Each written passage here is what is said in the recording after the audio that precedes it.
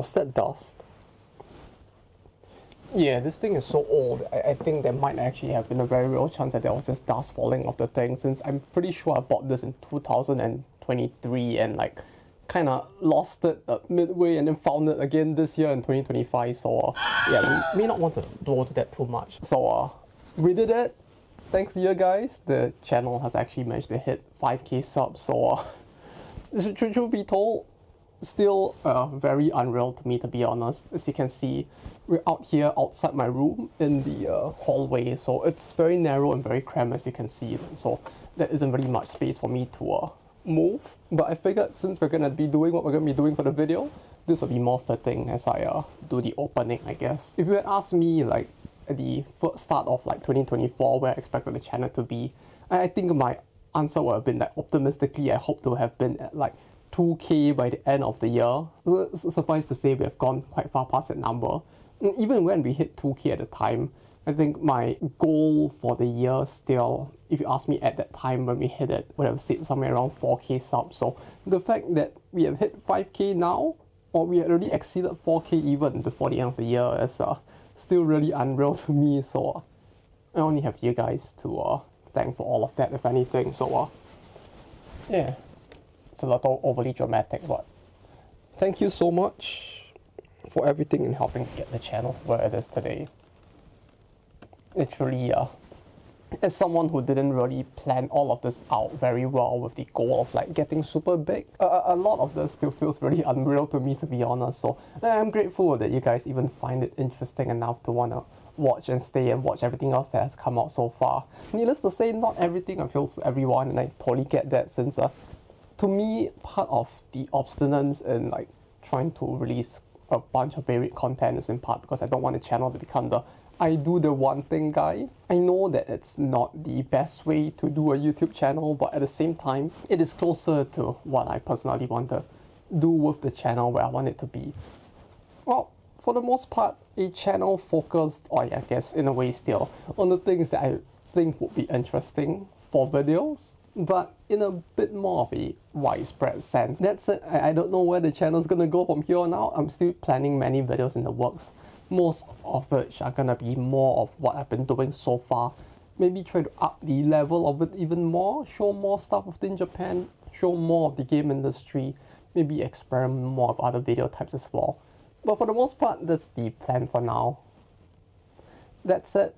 I've asked in the comments of the initial community post I put out before this video for the 5k subs, asking what you guys would want to see for the 5k sub video.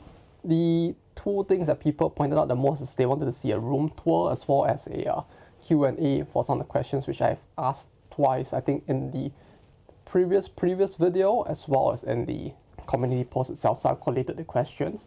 Frankly, I don't know why you guys want to see the room of a old middle-aged man such as myself, especially someone whose room is super tiny because he lives in Japan and all, but hey, I'd be glad to oblige. I just hope it's not too disappointing.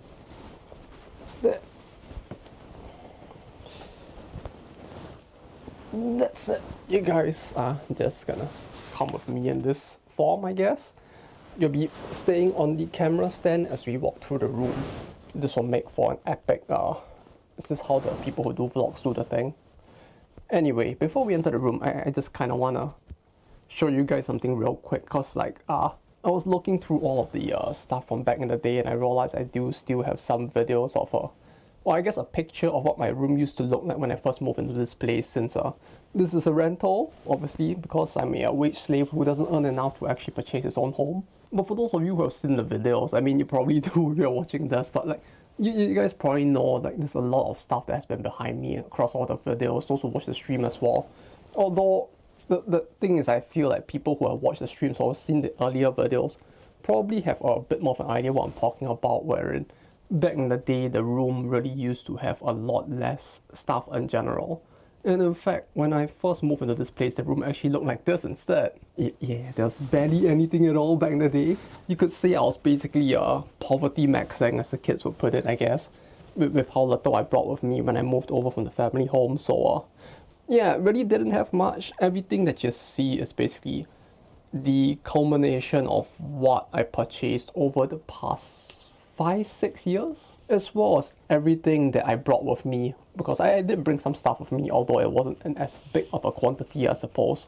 Most of it was basically enough to fit on the upper like counter shelf looking thing, as well as in the white shelf that I had bought at the time, and everything else was just lying around in boxes, some of which are actually still around as well. Right, I have one here still that still has not been opened at all till this day, where I brought it with me when I moved in, but it's just still lying there completely unopened, because I'm still trying to find a place to put all of the stuff that's in it. But anyway, I've kept you guys waiting long enough. Let's go inside, shall we?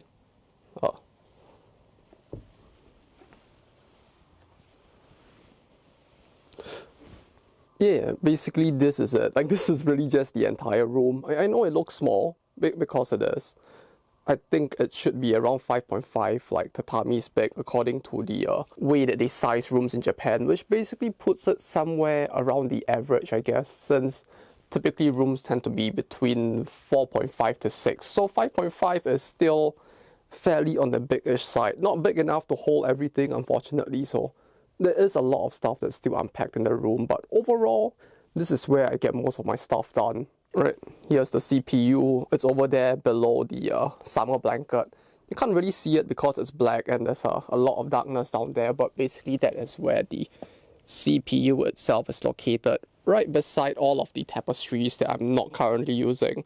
For those of you who are wondering, the tapestries that I usually put at the back of the area over there where like all of the stuff happens. As you can see, because the room is really tiny, there isn't really much space for me to put most of the tapestries, so typically I just have them rolled up and I put them in this tapestry stand over here. In a way, this is basically where every video starts, since basically before I start recording the video, I'll just come here and just dig through it and see if there's any new ones like the ones over there that I might want to use, or do I want to bring up one that might be relevant to the video. But yeah, over on this side, everything tends to be a bit more of a mess, because this is basically where I keep most of my clothing. You just see a bunch of clothing here. There's a bunch of like Melon Book fans over there. Basically the company that sells the Comic Cat catalogs that I sometimes go to, they were just giving these out when I was last there, so I really didn't know what to do with them since I'll never use them. They're just hanging here for now until I find a good way to use them. And over here in the corner is basically where I keep the rest of the clothing, as well as the unused boxes, as well as the paper bags. So all of the paper bags basically just line that area over there where it pretty much can't be damaged by anything else. Kiwi is over here to help make sure that nothing goes wrong, and also to protect the green screen stand, this little metal thing over here, since the rare few times I actually do use the green screen nowadays, I basically have to hang it up using that. Meanwhile, on the other side is basically more of the stuff that I've collected over the years as well. As you can see, there is a little movable stand here as well. This one actually has wheels on the bottom, which makes it a lot easier for me to move it around whenever I need to, which is kind of important since the area behind with that other cabinet there, or I guess that other rack, I can't really reach it unless I move this one out of the way if I want to get something at the bottom. So this is made easily movable so that I can keep my stuff in a way that like gives it more vertical height. So if you were to like go a little closer to the bottom, you can see that there's just a whole bunch of dojins down there. It is just slightly arranged so you can kind of tell what it is. There is a little bit of a madness to this chaos over here. The one furthest in is the Blue Archive one, followed by the middle one being full of completely original works, and this one on the furthest left is basically the one with all of the different series dojins. There you go. 1, 2, 3. Obviously this isn't everything, but so far I still need to actually eventually pack up this room more so that I can properly pack all of the dojins into a more orderly classified ways. Bag, paper bag from the Kobe Blue Archive event, which video recorded but still in the making. But yeah, from the bed, this is basically what it would all look like. Over there you have the scanner that I use whenever I need to scan like documents, mangas, cards, what have you not. That's the Run's 35th anniversary shop goods. That's just still like half unpacked because I kind of don't want to toss away the box because of all the haniwas on them, but yeah, hoarding shit like this may not be the best thing to do, so I might eventually have to deal with that as well. The topmost one is a little bit of a mess, but this is basically where most of the stuff that I might sometimes use or that I want to display is actually located. So we have the first Blu-ray for Mahoako over there. Here is where I keep some of the currently unused like can badges and the like for all the different series. I think this should be Blue Archive. And the Needy Girl ones are down here, basically. In Japan, people typically do use masks quite a fair bit, especially in spring. So the black ones for actual use, and the white ones for the videos. In case you're wondering, yes, that is Debauchers as well. It's from a doujin music circle that actually did this for some of their events in the past. Arknight's fan. No, like literally that's a fan for Arknights. Haha, get it? Haha. You have stuff from the Blue Archive 2nd anniversary there as well K should have been from the 3rd one, I believe, and Days should have been from the Animate collab at the time. This I actually bought as a quite literal like magnetic board. It kind of looks like some of those like conspiracy theory crazy boards that people pin stuff through. Unfortunately, well, I guess fortunately, I didn't really want to like actually push pins through any of the stuff, so this is all done using Magnex. It basically has all of the stuff that I went to, or I guess some of it for the last few years. So you do have stuff like the 20th Reitaisai over there, the Mahoako stuff, as well as the Blue Aka 3rd Fest. Basically just a bunch of stuff from a whole different bunch of events. There's a part of me that really wants to get more of these boards, just so that eventually I can put up all of the rest of the stuff as well, but I feel like first and foremost I'm going to need more space because I can't really punch stuff through this specific wall since this entire place is a rental and I don't want to have to pay damages when I move out. Nanoha Tapestry, I think this one has been around the longest since this one has just been hanging here since I actually got the bed. To be fair, I got the bed fairly late as well. As you can see, he is keeping watch of the bed until I next need it. I don't know what's my pronunciation there. There's the 3 nins, the Prinny. That shit is here as well. Didn't I just point at you? There's the Hina float. This isn't an actual float, of course, it's the plush one from, I think the 3rd anniversary as well, or around that period. No, it was for the Artres store during the 3rd anniversary, that's right. That is the prop sword that you might have seen in some of the videos as well. For the 0 to 1 people in the comments who are wondering, yes, that is indeed a synthetic blade from Black Fencer. And yeah, I guess that's most of the first half of the room. The only other thing that maybe I didn't point out is the fact that like this is the camera stand as well. Like Nin is protecting it for now, so that you know it doesn't actually detract from the aesthetics of the room too much. But basically, this is just the stand where the camera is typically on whenever I'm recording videos. So, and then it goes here.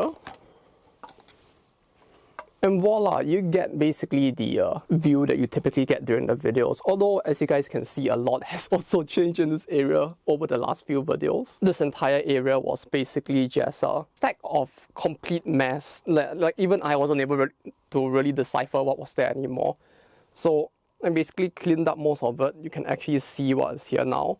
This is a little bit messy here because of the fact that I was in the middle of figuring out what to do with some of this stuff. Because basically I bought this acrylic case hoping to put some of the pins in it, but unfortunately it was just too big for the pins, so I couldn't put the pins in, and so like currently these acrylic keychains are in. But yeah, overall now it actually looks like at least to me, a fairly nicer looking display area. You have the serialized, I think the number is down there, this is the 12th one. Yeah, 012. Art printout, signed, framed image for that one doujin series. That since the artists actually had a pop-up store and they were selling that time, I figured I may as well get it. You have some old Comtech magazines here as well. These are here in part because I was actually looking for the specific volumes for 2012 from, I think it was May to, I can't remember the exact date, but basically there was some manga within it that was actually not really online anywhere at all. And I was working with someone else to basically try and get copies so that we can eventually get them scanned. Over there's a whole bunch of Onimai stuff. Basically all of the volumes that I collected over the time, as well as some of the stuff that basically I'm actually holding on for others as well. So as you can see, some of the stuff that I'm supposed to be giving out for the Blue Archive Fest video are still here, because for some of the people I actually got contact from them that they want me to help get other stuff. So this stuff is still waiting here until the rest of their stuff arrives. I'm sending it out together. Meanwhile, I think for one of the people who want something, they would mention that the postal service is on strike there. So this is just like chilling here until the strikes are over in their country, so I can send it and hope it doesn't disappear in the mail. And this very scuffed looking pass case here, you might be wondering why I haven't just thrown this away, since it looks like it's going to give me an infection or two. But this is basically just, I don't know how visible it even is, but this was the pass case I was using back when I worked in Gang Ho back in the day. So it kind of fits with my state of mind around the time that I actually resigned all those years back. So this kind of sits here as a reminder of the time that I used to work there, and part of why I quit at the time all those years back. It feels a little dark saying that, but like, yeah, that was basically what happened at the time. In case you wanted a better look at what was behind me here, that was by a Nanoha Dojin artist as well. It's a really nice skishi that they actually made at the time. It's a little dark. Maybe I should just like turn on the light as well, right?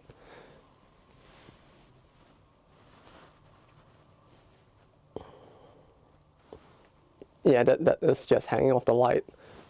Actually, the funny thing with this light as well, or I guess this lamp, is that this funny chandelier looking ass, which is for some reason bumping into the fucking like wall ceiling itself.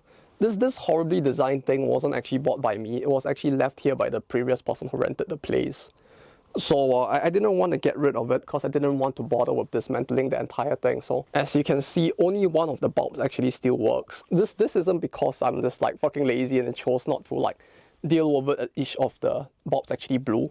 Truth be told, this bulb here as well actually blew like multiple times and I've actually had to replace it. It's just that having multiple bulbs actually makes it really bright, which I don't really like, although it does feel like having more might actually make this area brighter as well. Plus, it actually did heat up the room quite a fair bit. But yeah, these are the three figures in the back here. I'm still thinking of whether or not to unpack the army pop-up parade, because I need a little more space for this to eventually be put in a case like the two. Initially, I was actually planning to put the Mahoako one instead, but since I didn't have space, that is currently still over there instead. The base for it was so big that even though the figure actually fits, the base itself couldn't fit into the case, so that was a little unfortunate. In case you're wondering, yes, that is the one from the first print of the first DVD, and behind that you do have Nanoha doing like the I don't remember what that pose exactly is, but it was done by Hokusai and FGO as well, I think. 4th anniversary bag as well as the Pizza Hut collab, those are still there. In the corner over here you do have some of the old eroges that I bought in the past, or that I bought recently as well, like Daiteikoku and Big Bang, the two Alicesoft games. Both of those I bought while I was in Osaka recently. This is the PC version of Sengoku Hime, the Kiso game that we talked about before. I actually bought the PC version as well to see how different it was. Needless to say, it has more content because the content in it wasn't censored, unlike the PS2 version. But yeah, a lot of the bugs within the game and what made it bad was still in it, so it didn't help all that much. But I guess in a way, because of the way it was released and how that was the original first release, a lot of the things probably felt a lot more forgivable in a way. Some of you might be wondering why there's just a copy of like Final Fantasy X here. That's because when I bought the PS2 that I basically used to extract the BIOS from, for some reason the person who sold me the PS2 left the CD inside and completely forgot about it. You have a bunch of stuff here, like the 3rd anniversary fake Blue Archive money. The maps for both the 3rd and 4th anniversary are here. When I give out stuff and I use the envelopes are also back here. This is the same envelope that I used for my resignations, all those times that I actually did. I can attest to the fact that it is very fancy and fairly safe. This is the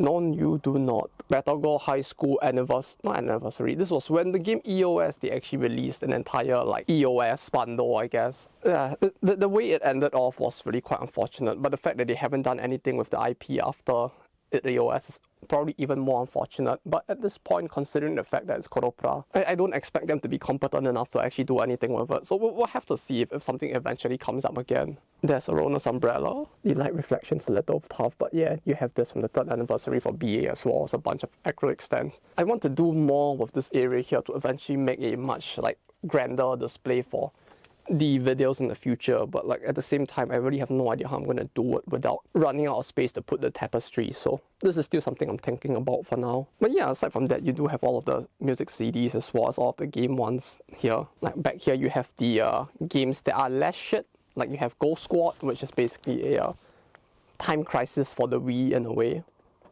Fire Emblem Radiant Dawn, Wii Sports, that's a good game, and that's not a game but a light novel that I couldn't find a good place to put the volume, so it's just hidden back there for now. With the music CDs, they used to be a lot more ordered. Like I used to arrange them based off like original works, like both Dojin as well as fairly big brands, hence why QnA is here as well. Dojin stuff based off a specific series, like the Blue Archive ones, Toho ones would all be here. But at some point I realized that I was getting so much stuff that like the original arrangement didn't work, and eventually stuff would have to crisscross, so now there is a little bit more of a mix between the two. This is the cassette I was talking about by the group that basically made the Bochi mustache thing from before. Yeah, unfortunately this doesn't even come with a QR code, so it's not like I could scan this and try to like... Funnily enough, the art on it isn't even from Bochi, it's actually from Monogatari instead. Because of how horribly this is designed, I can't actually open my window either. The pipe kind of, yeah, it just goes through the window instead, so there's no like reasonable way for me to open it without shattering the window, so it actually gets really hot in this room. But yeah, this is the desk as well. As you can see, there's more stuff for Nanoha over there. The tapestry is probably the other one that's been around for a long time. The tapestry used to be over there, but I kind of wanted something with a bit more variety that might actually be able to turn up in videos, since this is something that people usually wouldn't get to see other than for me. So yeah, I just placed it here instead. That's the record for Nidigo. That's a Fumo for the Dojin series as well. Shizuko, oi!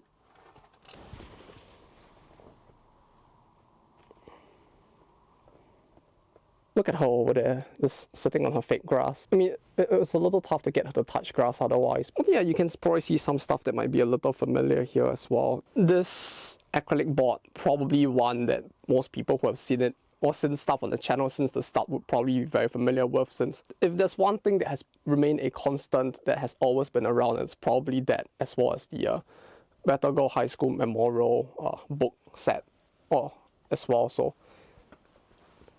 yeah, in here is where I keep all of the necklaces. Very easy to dig around whenever there's one that I do want to wear at any given time. So I usually just have all of them in here so that I don't lose them, because back in the day I just used to put all of that on the desk as well, but when I used to put it on the desk, it kind of got buried very easily, so now everything is in there along with the sunglasses. Speaking of the desk though, yeah, this is the desk itself. I know it looks cluttered and like a mess, but trust me when I say this, it used to be much more of a mess back in the day.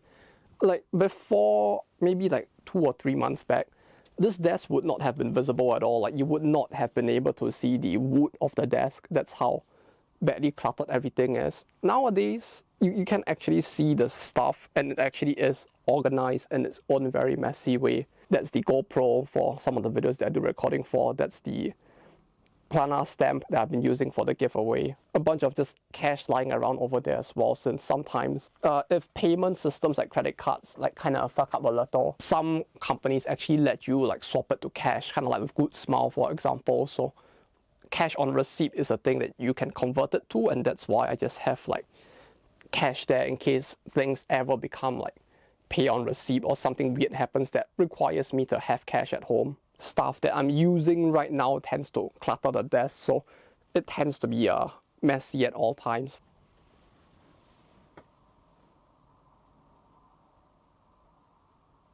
This will never not be funny to me. I love that so much. Notepad where all of the questions for the Q&A for this video are actually written.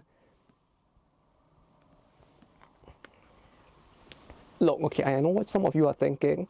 Okay, no, I'm not a boomer for using a notepad. It's just the easiest way for me to have it around so that I can look at it while recording the video, okay? No. But yeah, one thing I guess that you also typically wouldn't see in the video is what is actually below this desk right here. Typically, it just ends up being just this white tub, or once in a while for the older videos, you might actually see like the kettle over there. This is where I keep the rest of my stuff as well, and it's actually fairly ordered as well, as you can see. Every single one of the QnA games that I have purchased up till now that can fit in this shelf is over here, along with the Comitia, the original original content Dojin events catalogs here. The original copy of Runs 4.2 is the limited edition version from back in the day. I don't think I can even use this on my own PC right now. Yeah, it's Windows 95 only, so it's not really usable. But yeah, this is from the 10th anniversary Prisma Elia anime. Like a friend really wanted to go, so I went with him. And you know, if you're gonna go for something like this, I figured I may as well just buy the light stick. Funny thing is, I actually never got to use this in the end. I just gave it to him to use it. The bottom here is a little messier, but the thing with this entire shelf is that back, especially early, even before like I made this channel, I didn't used to have this many shelves. Like those who have followed the channel since the start would have remembered that this didn't used to exist as well. So this shelf was basically where I would put everything that I actually use for daily life. So like my snacks, my food, all of my coffee and like teas would all line this. And so there used to be like some expired chocolates here before I cleared out this entire area. But Hayate no Gotoku, this is the more recent collector's version that they re-released fairly recently. There's like 27 volumes, but yeah, with how thick they are, frankly, I don't think there's any way I'm gonna be able to collect all 27. Not in this house, in this room at least. So I have the first 4 volumes here. Eventually, hopefully, I'm hoping to get like all 27. But yeah, that would probably require me to first get rich and also get a bigger house. Nidigo mini game pack that they released during the 1 year where they were actually at Comic Cat as a Dojin Circle. Eventually, I'm still gonna have to clear out this shelf over here as well, where a lot of the things that I brought over with me when I moved into this place from the family home, most of it is still in this specific shelf. Like, I haven't had a chance to really take it out. Like, this is nostalgic even for me, since I never really got a chance to use these, and these are fairly old at this point, since I think these were from like events prior to 2020 as well, so feeling really old with all of this lying around, to be honest. As you can see, there's no like R18 symbol on it, so it should be safe for work. This is so nostalgic. I haven't opened this in like close to 5 years. It's very nostalgic opening it now. Netoyomi. I really like the way this series ended off in the end for the light novel. At least they gave it a proper ending, and the shipping of the characters was very established pretty well from the start. So I feel like on those fronts, it wasn't that like disappointing or anything. Oh yeah, this was from Bandit. For those who do not know who Bandit is, since like, I don't know how many people even know what Nanoha is at this point. They are one of the official artists for the series who actually like kind of does what like Wadako does for Fate, where they just like turn up at Dojin events drawing stuff as well. So Metagen, I think I brought up their circle once before. I really like the stuff that they do as well. As you can see, I really used to be quite a big Nanoha fan back in the day. It's been a long time since they last made content for it, although it does seem like they are planning to release some new content, like a new manga soon. So I'm quite excited for that. I hope it goes well. That's Tamamo from FG. No, it's not FG, it's something extra. My brain is a little earthy. Oh, I remember this. This was a Girls and Panzers file. I think it came with a bunch of other stuff as well. It was like a whole good set by a Dojin artist that I used to follow back in the day. Really love their art style. Aside from that, it's more Nanoha stuff. Family friendly, safe for work. Battle Girl High School Dojins. Files. file. Oh, this is on the first volume. Okay. Which were these again? Oh yeah, these were the Nanoha Reflection drama CDs as well. Still had the art done by Fujima Takuya for the series on one end. Yeah, one side of it was the Fujima Takuya art and the other side is the art done by the official animators as well. A lot of it certainly is like acrylic stands from back in the day. Okay. Well, on first glance, to some this might look like Astropole. This is actually Tamamo as well. I think this is where I had a bunch of the Tamamo stuff, if anything. Yeah. I think I got this from around the time where I was playing the 5 Cross. Because I didn't know about this series until 5 Cross came out. And then I saw it in the game and I went to watch the show and I think I got this somewhere along the way. Ah, that's nostalgic. There's a bunch of Neptunia stuff in here as well. Truth be told, I really used to like the series earlier on as much as the humor is a little cringe at times. I know, it's kind of cringe. But it did influence a lot of my earlier humor, I feel like. Random Princess Connect postcard here as well, among all of the Nanoha and Neptune stuff. More Nanoha acrylic stands down here. Yeah, it's just a whole bunch from a bunch of different sets, series, sales, I guess. That said, it's not over yet. There's still the Q&A for those who are interested, so you guys are going up here. Let's do the Q&A as well after I get changed into something a bit more comfortable. Some of you, now that you have seen my room setup, might be wondering, like, well, the PC is right in front of you, why are you using this instead? Well, it's in part because initially I didn't know where I would want to film all of this in the first place. For those of you who remember, the last time we did this was the 2K sub video, which we actually did that somewhere out in like a little canal area where like Tokyo Sky Tree was available, like visible in the background instead of in my usual like room. So the first few questions come from Born Anime 3255. I put them at the start because some of their questions are related, or I guess I need that to set them as a base to establish like stuff that some of the other questions are asking, if anything. So yeah, the first one was like, what made you want to share the doujin scene overseas? Well, like a large part of that was just me at the time, because I used to stream a little bit before I actually started making videos like this. And one thing I realized is that when it comes to the doujin scene, there's a lot bigger of a proportion of people who just see it as the porn scene, basically. Which I get why, especially since like that's the part of the scene that, especially for people overseas, it would seem like the very like rare thing that you would actually basically get all of this like not safe for work content for the characters that you really like and want to go into. In a way, I wanted to show that there's a lot more to the scene than just the adult content, you know. Like this entire like IPs that like Onimai, like the Inkiajo-sama, that even though there's no adult content, they can just be completely created or result from the scene itself. It's an interesting thing, and I kind of want people to see more of this side of the scene as well, you know, to show more of the other sides of the scene that people don't usually get to see, so that they can understand that there is more to doujin content than just, you know, the smut that people come to know. As for what got me into the game industry, I answered that in the 2K sub video as well, so, or was it in a different video? I know I mentioned it somewhere in some video, but to put it very simply, it was just an interest in making games, to be honest. Like, the idea of making something that would be able to give people fun, you know, just have something that people can enjoy and that might last a long time. To me, that was like a big part of what I wanted to join the game industry, to be honest. It sounds very corny, it sounds very silly, but at the same time, it's basically what is driving like me making this channel as well. And the other important part of the question that they asked is, do you want to get back into it? And this part of the question is why I left this for the very first question.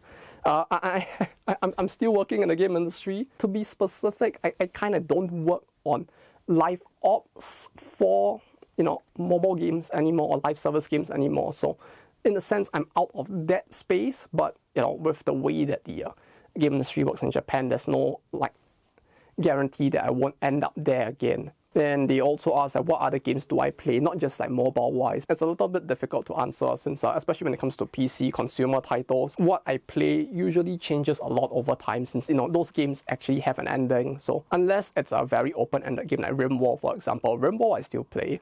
I'm playing a little bit of Path of Exile 2, like haven't really gotten very far in that since I couldn't find the time to invest into it much at all. Tried a little bit of hardcore, got mouched a couple of times, and that's about it. Witching Stone is a game I'd recommend if you're into like roguelike stuff as well.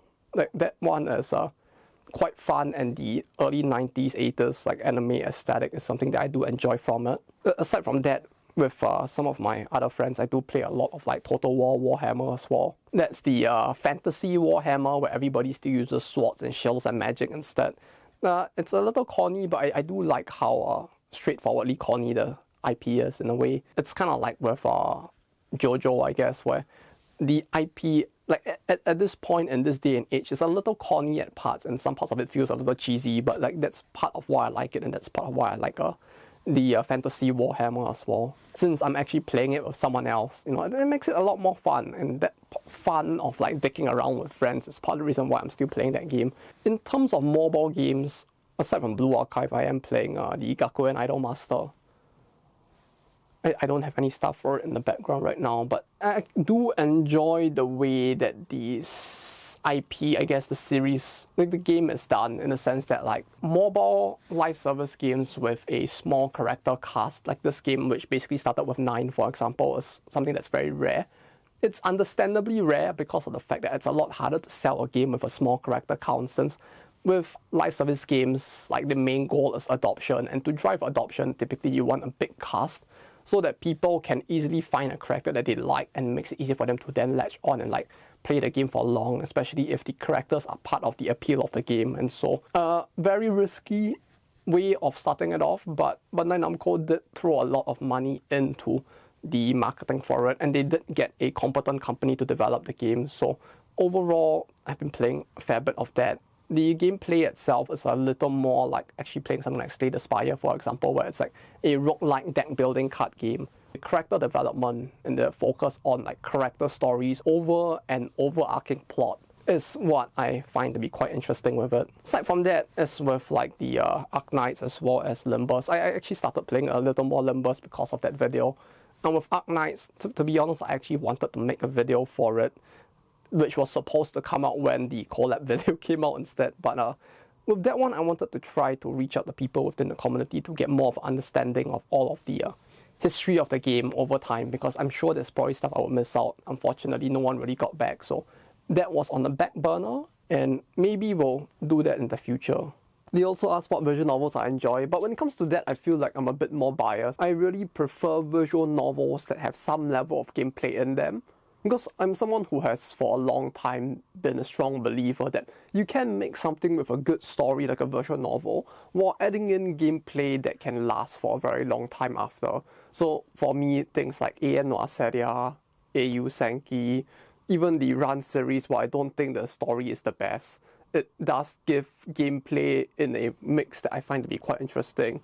Baldur's Sky, games like this, where you do have a visual novel that tries to tell an interesting story, but it also tries to blend in gameplay so that I guess my short attention ADHD brain can also, I guess, enjoy the whole thing overall. Which is not to say that they're really short. I think the prologue for AN no Aseria alone took a few hours to complete, but overall the mix of gameplay and the story, in my opinion, gave the visual novels a different sense of weight to what is happening, I guess, in the sense that you really do feel involved in how bad these struggles are rather than just having a text visualization.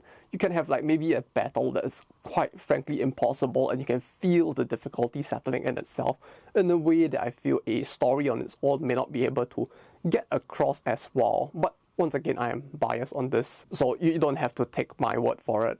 As for standard visual novels, I really like Shari no Kuni, Himawari no Shoujo. That one I found to be quite interesting because of all of the roller coasters in the plot itself that you go through. Finest Rakuyo asks, any advice, suggestion for artists, musicians who want to take part in doujin events but want help in applying. For those who don't know the context of this, many events in Japan actually require you to have a Japanese phone number in order to be able to apply for them. So it's actually very difficult, even in the case of Comic-Cat, to apply without having someone who can assist you in that. I would say the easiest way to do it is to like actually reach out to and actually like make friends with some of the people within Japan who might be able to share a table. Because the thing is like, tabling, typically what some circles do in order to save costs is that they get one table and two circles share to like have their stuff to split as well. If you want to get in an easier way, I feel like that would probably be the easiest way to do it. Unfortunately, the system still kind of sucks in how like it deals with people coming from overseas who want to apply for it. Until the system actually improves, that isn't really a good way to do it. Steven Alexander 5300 asks, how do you balance work, game, streaming, and videos? Do I look like I'm actually balancing it well? I really do not know if I do. The secret to all of it is that I don't think I actually am. Like, typically something or another is getting sacrificed in the process. Like, if you think about it as like a triangle instead, right? Like work, games, and then the content creation. Like, typically I'm moving somewhere within that triangle and something somewhere is getting sacrificed in order to make all of this possible. So like if you see like me being really busy at work and videos are getting cranked out at a very like extreme pace, like I think there was 1 month where there was one video coming out almost every week, it basically means that I'm taking away from the life and health part and basically putting all of my time into videos and work. So like during the periods like that, the answer is simply less sleep deprivation. I think that 1 month, I think it was August or something, where I had like one video every other week, or every week rather. That was basically just sleep deprivation. I think for a large part of the month, I was like sleeping maybe like 4 or less hours every single day in order to make the videos meet the deadlines that I had set for myself. Basically, when I first started the channel, it was around then where I actually like suffered from a very massive like health issue from overwork. So I kind of had a lot of free time because the doctor told me that if I kept going at that pace, I would fucking die. And I had to tell that to the company as well. So I couldn't work overtime at the time. And there was a lot of free time that came up, which I didn't know how to spend it. A lot of it went into finding something else to do with my time and life. And somehow that ended up being like streaming and videos in a way. I don't know.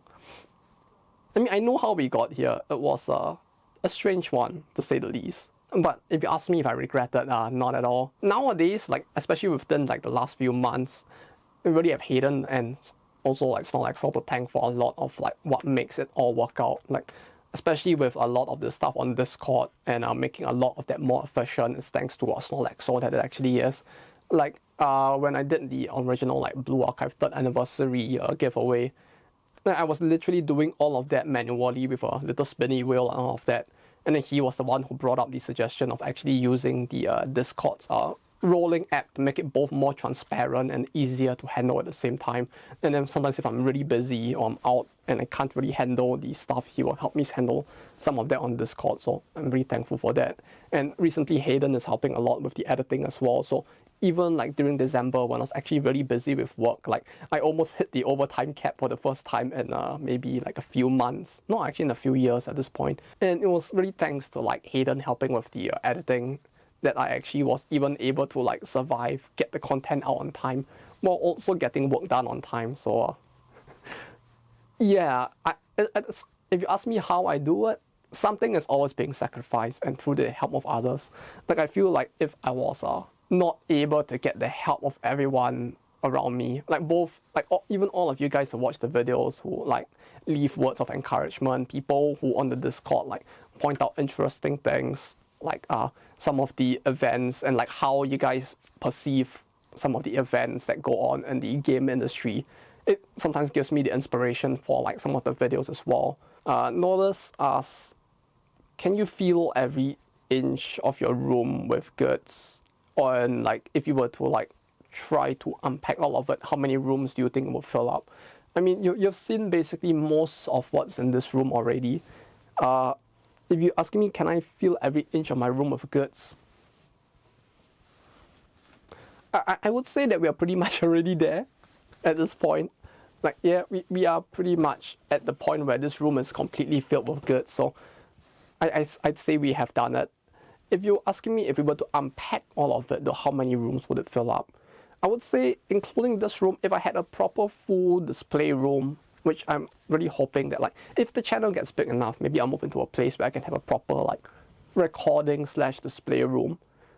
Then, like, I feel like maybe one additional room or maybe 2 rooms would be enough to put everything up. Or maybe 1 room plus a living room where I could, like, set stuff up in a living room. That should be more than enough. Kakkocho asked my thoughts on the Enfield character animation thing that people were talking about on Twitter. It's been, like, specifically, like, people within the industry in Japan were talking about on Twitter. That, I would say, like, that there is a video in the works where that will actually be a part of it that is coming out soon. So I will keep it brief now because I'll probably go more into depth in that video because there is a lot more to unpack with that entire thing. But for those of you who are wondering, basically, there were people within the Japanese game industry who were talking about, like, how the animation in Enfield was quite impressive and talking about issues with animation and why animation in the Japanese game industry just does not seem to be able to hold up to that from China. There's a lot to be talked about with that, and there's also a lot of bias that exists within the how people perceive a lot of this and how the overall, like, macroeconomic factors that influence all of these countries actually also to some extent play a part in why all of this is possible, both in terms of, like, compensation culture, for example, and all of that. I would say some of the things that they bring up are very true. There is a very big lack of, I would call it the motivation part as well within Japan to focus on the super, like, highly detailed forms of animation as well as modeling when it comes to this kind of mobile games specifically as well. That would go back, I would say, a lot more into how the mobile game first became a thing in Japan and how it reached the point it is today. So there is a lot to unpack, and we'll be unpacking it in the video series on unpacking the Japanese game industry, which has a part 3 and a part 4 maybe, depending on how much there is to unpack remaining. Now, one Ruko asks how I know about BA and what made me decide to make the video. For those who are wondering specifically, it's the video I made around the 2nd year this channel was up. The reason why I know about BA was because I actually played it day 1. I actually stopped playing it around the 1st anniversary, I think. And around the 1.5 anniversary, a friend who was still playing it somehow managed to convince me to go back and play it. And I thought it was fine, and I was playing it at the time mostly because of the friend. Within the industry as well, within the mobile game space, BA is actually considered to be quite an abnormality in terms of the way it is growing. Typically with most games, like even if you're talking about something very successful like Nikkei or like Puzzles and Dragons, like games that are still like fairly close to the top 10 in sales within that space, the DAU and sales tend to like, okay, maybe we have to separate both of those. DAU tends to slowly peter down over time. Like at the start of the game it explodes. During the anniversaries it might peak again. But overall the trend year by year is that DAU falls over time. And this is very, very apparent if you look at something like Puzzles and Dragons, for example, which is a fairly old game. Every year the DAU is constantly going down. But with BA you had a very weird trend where the game basically bombed in its first year, especially in the first few months with all of the bugs and issues, both design-wise and implementation-wise that it had. But if you look at its growth over the last few years, you would actually notice that even till now, the DAU has been largely still growing all the way. Or like I guess like more recently in the last like 6 months, maybe it has stagnated to some extent. But overall, it has been growing year by year, even past year 3. And that in and of itself is quite a big anomaly. And so using the information that I have within the industry, because I was able to like find some information and give a maybe a bit more data-driven analysis of that was what I wanted to do. Because it was just something I personally found interesting. I wanted to look into. In a way, a whole bunch of things had to line up coincidentally for that video to be made. But as they say in Nanoha, right? Life is basically the formation, or I guess the overlap of multiple coincidences, and those coincidences form a miracle. And that's basically how BA managed to make the comeback it did, and how the video that I made actually came to be made. I just coincidentally had the tools and the interests and the people around me who inspired me to want to make the video. Also, there was an argument that I had with a colleague at work. There's a programmer I know at work who thinks he knows a lot about game design, but his knowledge on the industry is heavily restricted because he doesn't really interact with most of it. He's like what you'd call your typical like hyper-functional authors, in a way where he's really good in the things he does, but he's only really interested in those things. But he thinks that the specific things he's interested in is representative of the entire industry. He has a weird ego like that. And so there are many times at work where I actually have arguments with him about why he is objectively wrong. And like some of those end up becoming made into a video, not because I expect him to watch it, because he can't actually speak English, of course, but those give me the inspiration to make some of the videos, like the Blue Archive one as well. Next up, Hayden, a historian, asks what I think about Machetica. Wait a minute, I know you. You're the one who made the YouTube Family Guy Machetica video, aren't you? I've seen that. Don't think I haven't seen it. I see everything, right, with the powers of the Time Wizard. How convenient, in fact, because I just so happen to have with me here a physical copy of the Machetica DVD as well. So suffice to say, I watched it, all 3 parts of it. There were 3 different videos within the thing. I don't know if you're asking what I think about specifically the part called Machetica or the entirety of all 3 parts combined, but for those who have no idea what the fuck I'm even talking about, this is basically it's more like an avant-garde animation. I don't even know whether you'd consider it a Japanese animation. It is in the literal sense that it is an animation made by a Japanese person. So yeah, for those who are wondering, it's just very abstract. You just get a whole bunch of lines moving across screen with very interesting sounds in a way that basically tries to tell a story or gets you to interpret your own story while looking at all of it. It sounds a little fancy and snobby to some people perhaps, but yeah, it was an interesting watch for me at least. It's something where you can just sit there and let the autism brain take over, and just like it gives you like things that you can then use to fuel your own thoughts and what you think is happening and reflecting on that. It's kind of like doing a Rorschach test. I think that's the word for it. And in a way, the very eerie sounds that I use within it are quite interesting to me, and it helps to give a lot of to try and understand for it yourself what the story is. I actually quite like the blend of the use of colors as well as the sound effects. Like some of the sounds which really do feel a lot like the chatter that you get on a busy street in Japan. It's like mixed with the color tones as well as the rough ways that the lines are moving at certain parts of it. It really, in this weird way, creates this sense of like negativity in me at least, where it reminds me of very specific parts or segments in life in a way that felt very real. I don't know if there is a overarching story within it. The third part, which is the part called Metamorphosis, I feel like that one maybe had a little more of one. Also, throughout a lot of it, I feel like I saw a lot of like faces and like beings, like just cloaked figures in the background. I don't know if you can use that in any sense to like create the a profile of a person and say that the guy is just a little bit of a loony bin, right? That might actually be what I am. In case anyone who has not watched this thing is wondering, no, this thing on the cover doesn't actually appear anywhere in the entirety of this 1 hour and 5 minute runtime. I don't know, personally I kind of like stuff like this a little bit because while it doesn't make a lot of like very literal sense when you look at it, it's one of those things where you can just sit there and reflect a lot about like what you think you saw, what you felt.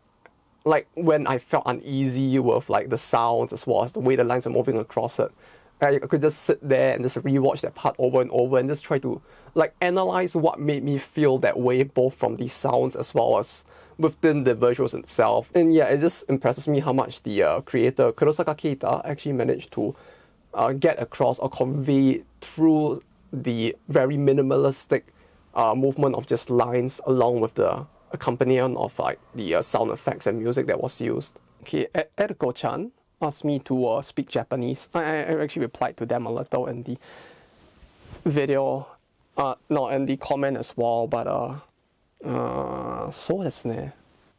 なんていうかな。こうしてなんか英語を喋るこういう動画の途中で突然日本語を喋らなければいけなくなると、正直その発音とかが結構めちゃくちゃになりますので、結構恥ずかしいんですよ、正直。でもまあ一応話せますので、はい、この通り。はい、皆様、今までのご支援ありがとうございました。正直、このチャンネルがここまでに、成長することができること自体ですら、最初から想像しなかったので、これは本当に光栄と思い、これからも、面白いビデオ、動画を作れるように、努力いたしますので、これからもよろしくお願いいたします。Yeah, okay, it's very embarrassing to speak Japanese in the videos because with my nasally voice and there's part of me that when I'm recording a video in English and I try to speak Japanese in the middle, like my pronunciation goes a little off. Because like there's the need to like code switch between both languages and my brain doesn't like do that very well. It's like sometimes when I try to do like Chinese to Japanese interpretation work as well, my brain just like fucks up and I will like mix the two languages together. Like it's a little bit of a weird like multitasking issue with my brain. But yes, there you go, Eluko-chan.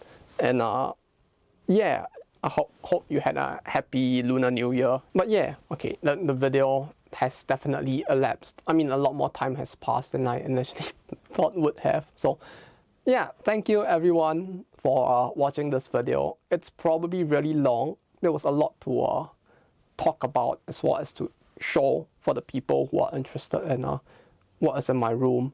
I feel like if we wanted to go through every single thing in here, it would take a lot longer. So maybe in the future I could do like a bunch of videos where I just like unpack like boxes in my room and we just see what's in it, like just like a short chill video instead. But that said, that's all for me for today. Thank you all for watching, and once again, yeah, to everyone, the very epic backers over here who help to support the channel like monetarily so that I can actually afford like the camera that you see, the mic that I use and all of this, as well as everyone else who even just watches the videos, who post the questions for this video and who are basically just even send like simple words of encouragement, or even the people for that matter who like come to the video and tell me like, hey, you're fucking wrong. Like that also in many ways actually gives me a different perspective on like what I think is correct. I hope the content on it continues to be interesting to you guys going forward as well.